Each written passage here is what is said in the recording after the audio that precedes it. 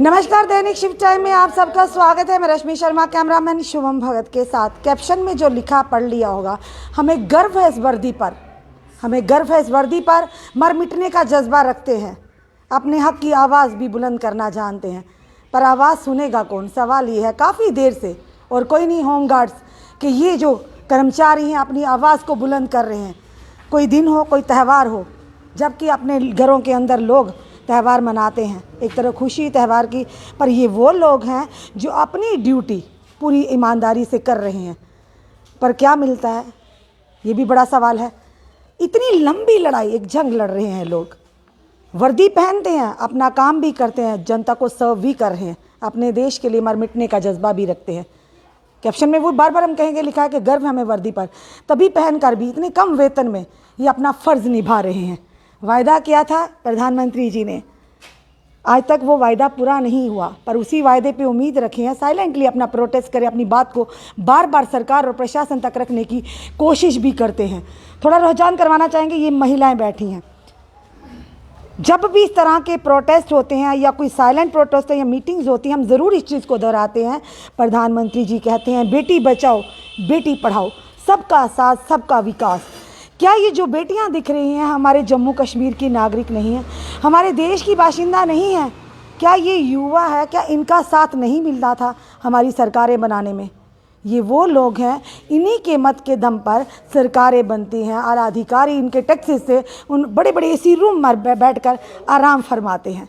तो ये लोग जो आज काफ़ी सालों से दर बदर है अपनी मांगों को लेकर कि शायद आज नहीं तो कल सरकार इनकी आवाज़ सुने, सरकार की नींद खुले, ये चाहते क्या हैं? ये अपना काम कर रहे हैं, बाखूबी कर रहे हैं, पर कहीं ना कहीं पेट तो हर एक ने भरना, परिवार तो हर एक ने चलाना है। इस तरह से किस तरह से चलेगा? चलिए, कमला शर्मा है जो हमेशा आवाज़ बनकर सामने आई, एक पहचान बन चुकी है। कमला जी, बार बार यही कहेंगे स्वागत है आपका, क्योंकि स्वागत तो सही तब होगा जब आपकी मांग को पूरा किया जाएगा। कहीं ना कहीं आप लोगों के सबके चेहरों पर खुशियाँ आएंगी, हमें भी उस दिन बहुत खुशी होगी। क्या कहना चाहेंगी? सबसे पहले मैं आपका और आपके चैनल का धन्यवाद करूंगी और सबको आपको ईद की भी मुबारक दूंगी कि ईद इनके लिए तो ईद तब मनेगी ना जब तभी हमने नहीं कहा कमला जी कि हमें पता कईयों के चेहरों पर देख लें इस समय मायूसी है। त्यौहार तब होता अगर जेब में कुछ होगा, आप अपने परिवार को कुछ देंगे लाकर, वही चीज़ होती है। मैम, सबसे पहले मैं ये कहना चाहती हूँ कि 6 दिसंबर 1962 में जो चीन के साथ युद्ध हुआ था, तो होमगार्ड ही थी जिन्होंने चीन के दांत खट्टे किए थे और उनसे युद्ध जीता था। लेकिन आज तक 1946 से ये होमगार्ड है पूरे, जब कोई फोर्स थी नहीं। लेकिन हमारी जो संसद लगती है ना, उसके अंदर बड़े बड़े कानून बनते हैं। आज भी संसद लगी हुई है। तो मैं कहना चाहती हूँ, ये 7.5 लाख होमगार्ड है पूरे इंडिया में और 4300 जम्मू कश्मीर लद्दाख के अंदर है। लेकिन इनकी आवाज़ एक संसद तक पहुंचाने वाला कोई नहीं है। जब ये इलेक्शन, कोई भी इलेक्शन होती है, पार्लियामेंट इलेक्शन हो, विधायकों की इलेक्शन हो, सरपंचों बेंचों की जितनी भी इलेक्शन हो, तो हमारे लोग ड्यूटी के लिए तैयार होते हैं। पूरे इंडिया के लोग हर जगह पे ड्यूटी भी करते हैं। लेकिन इनके लिए कोई भी संसद जहाँ विधायक जहाँ किसी ने इनका मैनिफेस्टो में, तब तो बड़ी बड़ी बातें करते हैं कि हमने मैनिफेस्टो में रखा है जब हमारी सरकार आएगी सबसे पहले हमें करेंगे। जब सरकारें आती है वो कसम लेते हैं, उस वक्त वो शब्द लेते हैं ना, जब तो बड़ा बोलते हैं कि मैं अपना सब कुछ इस दायरे में रख के तो मैं इस कानून का पालन करूंगा, जो मैंने लोगों के साथ वायदे किए मैं पूरे करूंगा।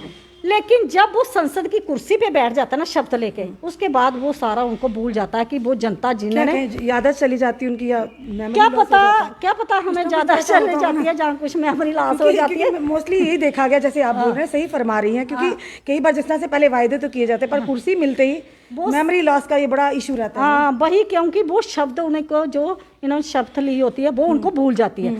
तो मैं आज कहना चाहती हूँ कि आज भी पार्लियामेंट लगी है, तो हमारे देश के अंदर 350 से ऊपर जो हमारे एमपी है, तो वो कभी पूरे हिंदुस्तान के अंदर के वो एमपी है और पूरे हिंदुस्तान में होमगार्ड है।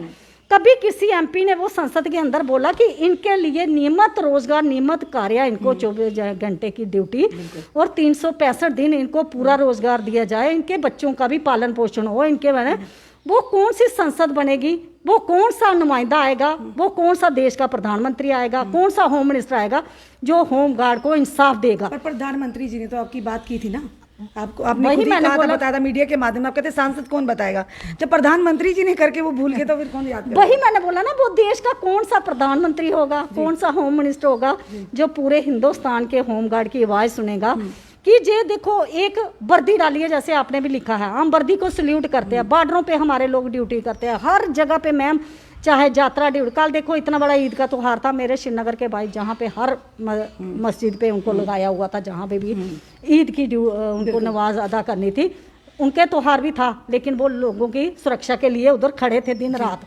लेकिन गवर्नमेंट ने कभी उनके लिए सोचा, अगर मंत्री विधायक 5 साल के लिए आता है उसको पेंशन भी लग जाती है, पूरी फैसिलिटी भी मिलेगी, वो रिटायर चला भी जाएगा, उसको सिक्योरिटी भी मिलेगी, उसको एरोप्लेन सिस्टम भी मिलेगा, जहाँ भी जाए आएगा, खाना पीना हर चीज़ मिलेगी।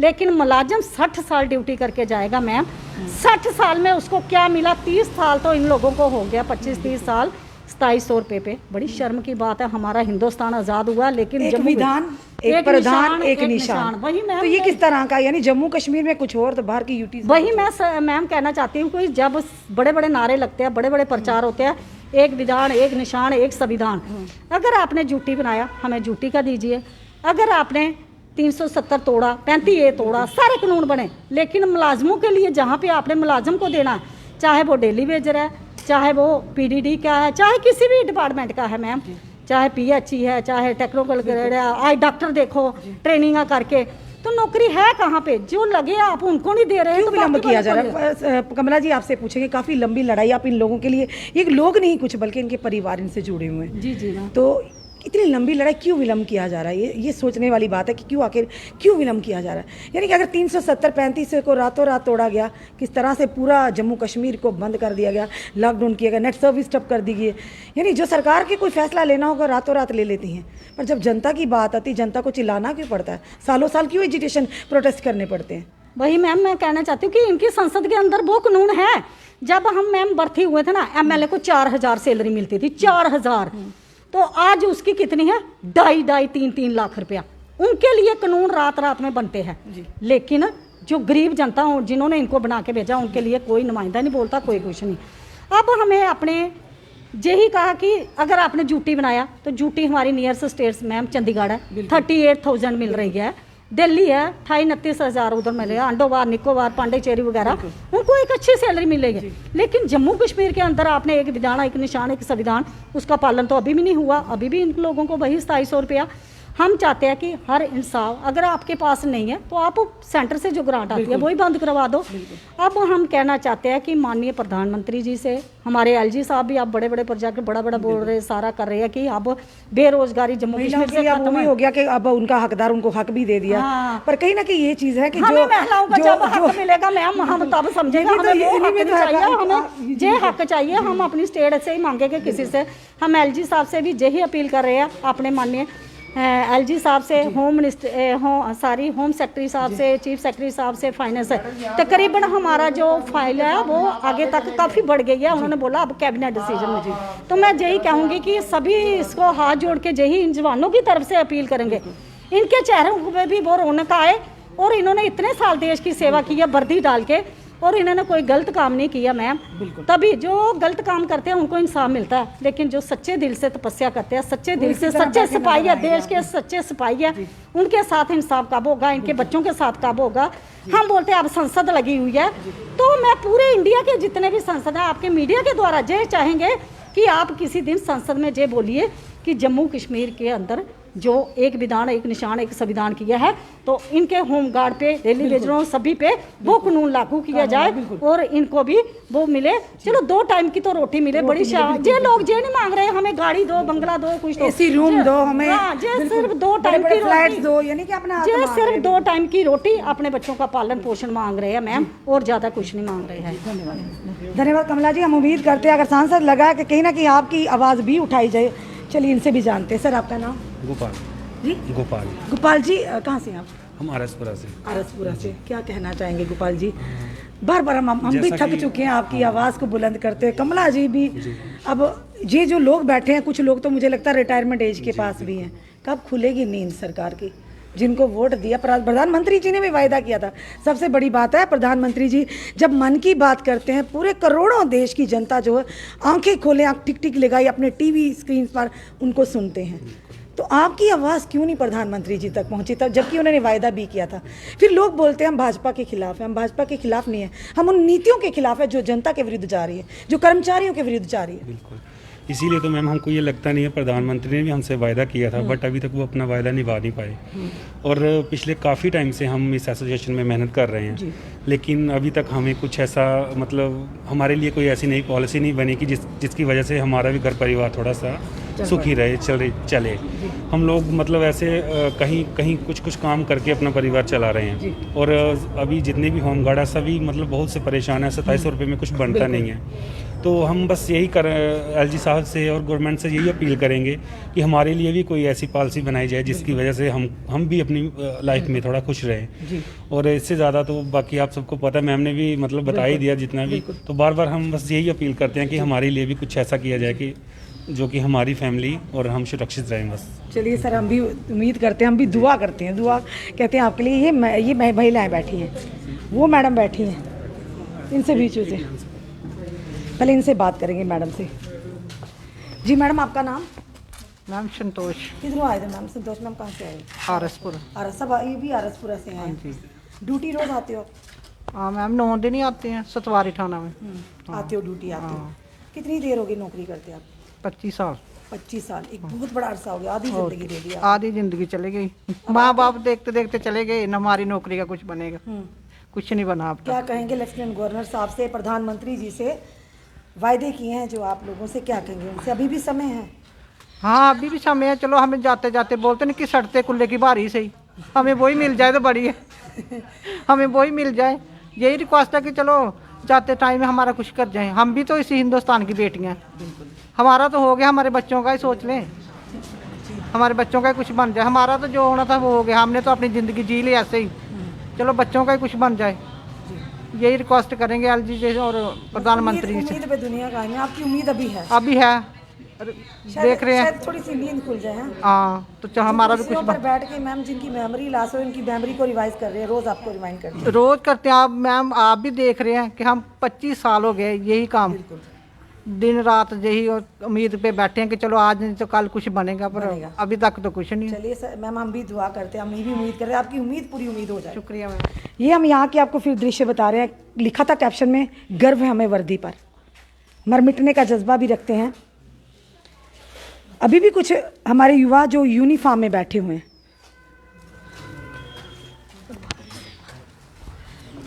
ये सर हैं, इनसे भी जानेंगे हम। सर आपका नाम? मेरा नाम धर्म सिंह है, मैं डिस्ट्रिक्ट उधमपुर से डिप्टी तैनात हूँ, सिविल डिफेंस ऑफिस उधमपुर में जी। तो सबसे पहले मैं आपका मीडिया का थैंक्स करता जो हमारी आवाज़ आप जनरल एडमिनिस्ट्रेशन तक पहुँचाते हो, हम तहे दिल से आपका थैंक्स करते हैं आपकी मीडिया का।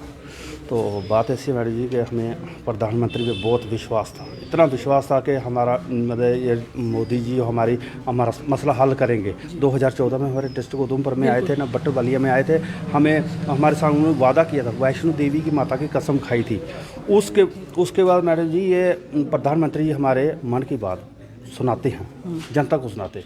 मैं प्रधानमंत्री जी से एक रिक्वेस्ट करता हूँ कि प्रधानमंत्री जी को ये बोलना चाहता, आप तो अपने मन की बात सुनाते हो, हमारे मन की भी बात सुनो। इतने बार हमने इतना लिख कर भेजा, मतलब बोल कर भेजा, मगर आज तक उन्होंने हमारे मन की बात नहीं सुनी।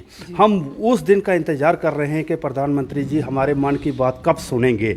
जिस दिन वो हमारे मन की बात सुनेंगे ना, हम ही माने कि वो भी यह देश के प्रधानमंत्री हैं, उन्होंने हमारे मन की बात सुनी। प्रधानमंत्री जी बात तो सुनते हैं मन की, पर किन की सुनते हैं? आपने देखा तो है, वो ट्वीट भी करते हैं। जिन लोगों की मन की बात सुनते हैं, किन की सुनते हैं? बड़े बड़े जिनको चाहते हैं उनको, या जिनकी मर्जी होगी उनको सुनते हैं। बड़े बड़े नेता लोगों की सुनते हैं, मगर होमगार्ड के जवानों की कोई बात नहीं सुनते हैं। और हमारे जवान ईमानदारी के साथ ड्यूटी करते हैं और 9 दिन पूरी ड्यूटी करते हैं, एक दिन ही अपना नहीं आते, मगर हम फिर भी फिर भी हम जवानों के साथ सौतेली माँ के जैसा सलूक क्यों करती है ये गवर्नमेंट? ये हमारे ऊपर जो लगाया है काला कानून, हमारे पे लगाया काला शासन लगाया है। हम उनको रिक्वेस्ट करते हैं कि ये काला कानून ख़त्म कीजिए। जम्मू कश्मीर में के जो होम गार्ड के जवानों पे लगाया है इसको ख़त्म कीजिए और हमें इंसाफ दीजिए। हम अपने लिए कुछ नहीं मांगते, हमारे छोटे छोटे बच्चे हैं। इस बार 6 महीने की फ़ीस, बच्चों की फ़ीस मैंने नहीं भरी है। मुझे स्कूल से मैसेज आ रहे हैं, बोलते हैं स्कूल की फ़ीस भरिए। कहाँ से भरें? कहाँ से भरे? 2700 रुपया मिलता था, अब उधर से डिसगेज हुए थे। उसके बाद अभी तक बहाल वेरिफिकेशन चल रही है। 6 महीने से हम कहाँ से दें फीस? और प्रधानमंत्री मोदी से हम 2 हाथ जोड़ के रिक्वेस्ट करते हैं, हमारे इस मसले को हल कीजिए और 2 टाइम की हमें रोटी दीजिए। धन्यवाद सर हमारे साथ जुड़ने के लिए। दर्द इंसान का, इनका, इस व्यक्ति का दर्द साफ इनकी आंखों से छलक रहा था कि फीस भी देने के लायक इस समय नहीं है। आखिर इतने साल जो प्रशासन एडमिनिस्ट्रेशन हो अपने डिपार्टमेंट को दिए हैं, फिर क्या लेकर जाएंगे जब रिटायरमेंट के बिल्कुल पास होंगे? सबसे बड़ा सवाल ये है, जिस तरह से इन्होंने कहा, हमने भी यही कहा, प्रधानमंत्री जी अपने मन की बात तो रखते हैं, आम जनता सुनती भी है और अभी भी सुन रहे हैं, पर जब इन लोगों की बात आती है, आम जनता की बात आती है, फिर इनके साथ इस तरह का डिस्क्रिमिनेशन क्यों? ये वो लोग हैं जो वर्दी तो पहनते हैं, कम वेतन में भी अपना पूरा टाइम दे रहे हैं, अपनी ड्यूटी बड़ी ही ईमानदारी से कर रहे हैं, फिर भी इनसे के साथ इस तरह का इनजस्टिस क्यों हो रहा है?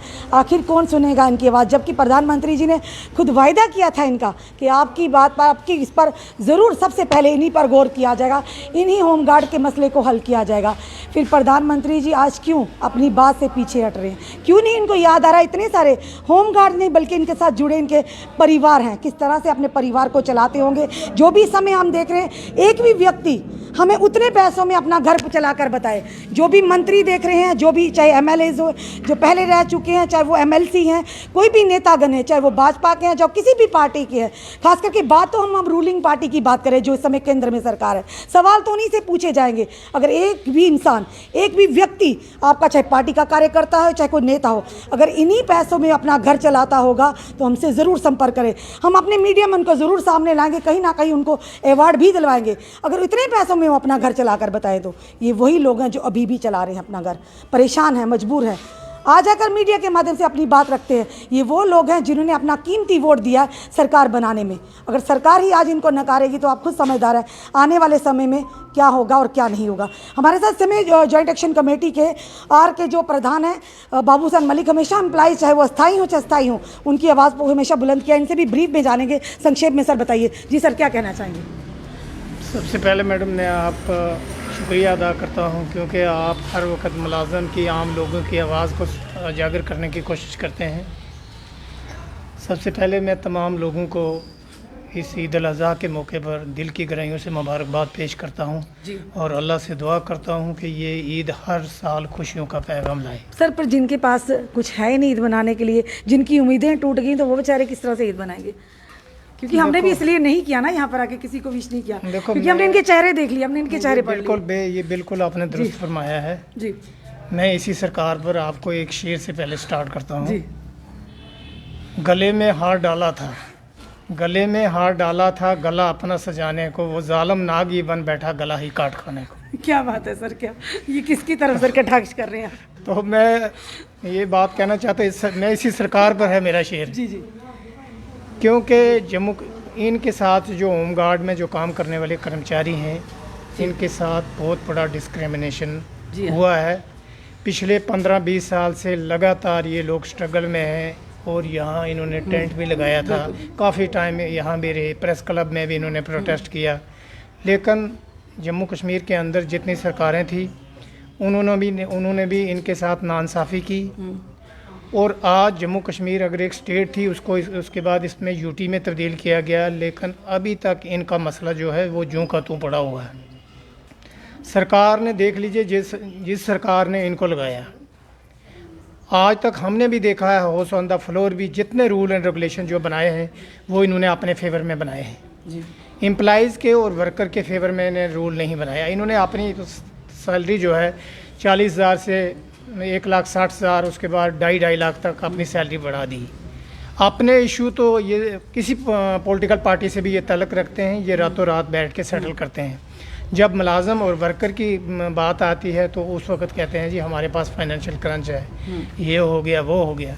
मैं ये कहना चाहता हूँ कि जिन लोगों में जब ये इक़्तिदार की कुर्सी में नहीं होते, इलेक्शन का वक्त आता है, ये लोग पाँव भी पकड़ते हैं, जूतों के साथ भी हाथ लगाते हैं। रिश्तेदारी निकालते हैं, हम हमारे भाई हैं, हमारी बहन है, माता है, पिता है, बना लेते हैं। बिल्कुल सही बात है। उस वक्त तो ये अपना इलेक्शन लड़ने के लिए हर हरबा करते हैं जी।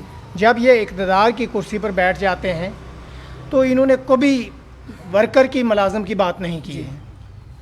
मैं ये कहना चाहता हूँ, चाहे वो सेंट्रल की सरकार हो या जम्मू कश्मीर की यूटी की सरकार हो, यहाँ जम्मू कश्मीर के अंदर जितनी सरकारें रही हैं उन्होंने भी इनके साथ नाइंसाफ़ी की है, झूठे एश्योरेंस दिए, आज करते हैं आपका मसला, कल करते करते इनको 20-25 साल हो चुके हैं। मैं कहता हूँ कि ऊपर वाले ने इनको सज़ा दी है। जो लोग यहाँ जम्मू कश्मीर के अंदर जो चीफ मिनिस्टर यहाँ रहे हैं, आप देख लीजिए उनका क्या अशर हुआ है। ये सज़ा ऊपर वाले ने दी है। खुदा भगवान ज़ीरो से हीरो भी बनाता है, उसके बाद हीरो से ज़ीरो भी बनाता है। क्योंकि इंसान, कुदरत ने जो इंसान को पैदा किया है कि जिसको भी कुर्सी पर बैठाया है आपने जस्टिस और इनजस्टिस को देखना है। जब इन जस्टिस नहीं देखेंगे तो ऊपर वाले की तरफ से ऐसा जवाल आता है, हर कमाल राज वाले, जब कमाल में बंदा आ जाए उस पर जवाल भी आता है। ये जवाल आया है उन पर, क्योंकि गरीब की जो आह होती है ना, उसकी पकार जो है वो सुनी जाती है, ऊपर वाला सुनता है वो। तो मैं ये कहना चाहता हूँ कि ये जो होम गार्ड के लोगों को आप 2700 रुपया देते हो, क्या 2700 रुपये में ये अपने फैमिली की लुक आफ्टर कर सकते हैं? और डिस्क्रिमिनेशन देखो, आप एक कांस्टेबल को 70,000 रुपया सैलरी देते हो तो इनको सिर्फ 2700 रुपया देते हो। वो भी यूनिफॉर्म में होते हैं और ये भी हैं, जितना काम वो करते हैं ये भी करते हैं, लेकिन फिर इनजस्टिस क्यों है? तो मैं ये कहना चाहता हूँ, मैं प्राइम मिनिस्टर साहब से, होम मिनिस्टर साहब से और जम्मू कश्मीर के जो हेड हैं मनोज सिन्हा साहब और चीफ सेक्रेटरी साहब से अपील करता हूँ कि जम्मू कश्मीर के अंदर चाहे टेम्परेरी वर्कर्स हैं, चाहे होम गार्ड हैं, चाहे यहाँ जम्मू कश्मीर के अंदर 1 लाख से ज़ायद जो डेली वेजेस जो सरकार ने लगाए हुए हैं, लेकिन अभी तक उनके लिए कोई पॉलिसी, ठोस पॉलिसी नहीं बनाई। हालांकि अगर जम्मू कश्मीर स्टेट था, उसको बाद आपने यूटी में तब्दील किया, लेकिन मिनिमम वेजेस एक्ट जो है दिल्ली के अंदर या स्टेट जितनी है वहाँ जो 18,000 रुपया उनको दिया जाता है।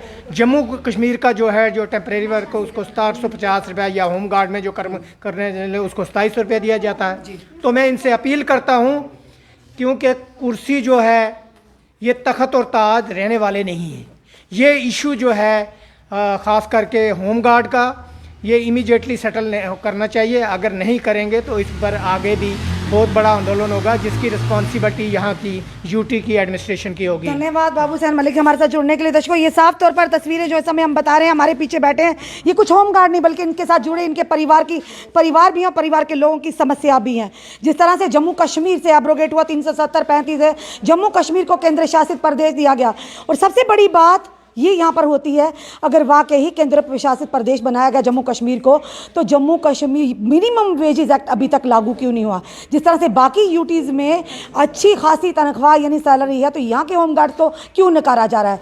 बात करें होम गार्ड्स की, बात करें हम डेली वेजर्स की, बात करें 10+2 लेक्चरर्स की, बात करें BSF CISF के एस्पिरेंट्स के, बात करें हम डेंटल सर्जन्स की, आखिर किन किन की बात करें?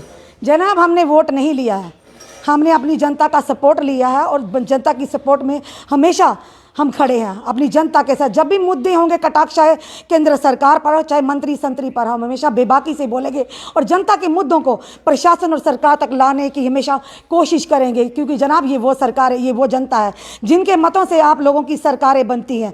आप लोगों को बड़े बड़े AC रूम और बड़ी बड़ी AC ऑफिस आपको प्रधान होते हैं, और यही वो लोग हैं जो सरकारें गिराना भी जानते हैं। अभी भी समय है, सुन लीजिए इन गरीबों की पुकार, सुन लीजिए इन बेबसों की पुकार, क्योंकि आने वाले समय में जनता जागरूक हो चुकी है, हमारा युवा जागरूक हो चुका है। जवाब भली भांति देंगे, जिसका कहीं ना कहीं खमियाजा सरकार और प्रशासन को भोगना पड़ सकता है।